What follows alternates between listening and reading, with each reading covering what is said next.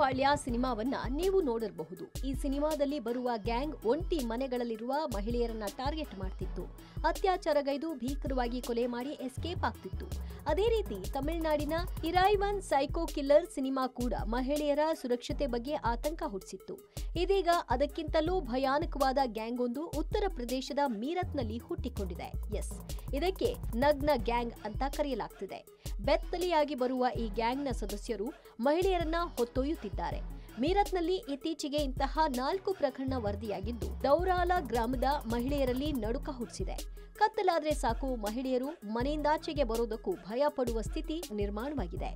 ಕಳೆದ ಕೆಲ ದಿನಗಳಿಂದ ಮಹಿಳೆಯರನ್ನ ಹೊತ್ತೊಯ್ದ 4 ಘಟನೆಗಳು ಮಾತ್ರವೇ ಅಧಿಕೃತವಾಗಿ ವರದಿಯಾಗಿದೆ.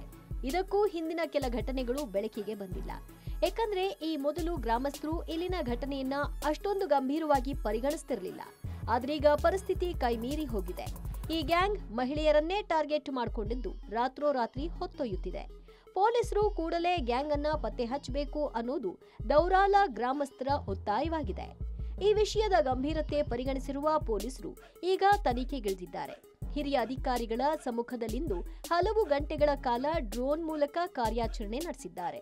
ಜೊತೆಗೆ ಹತ್ತಿರದ ಪ್ರದೇಶಗಳಲ್ಲಿ ಸಿಸಿಟಿವಿ ಕ್ಯಾಮೆರಾಗಳನ್ನ ಅಳವಡಿಸಿದ್ದಾರೆ.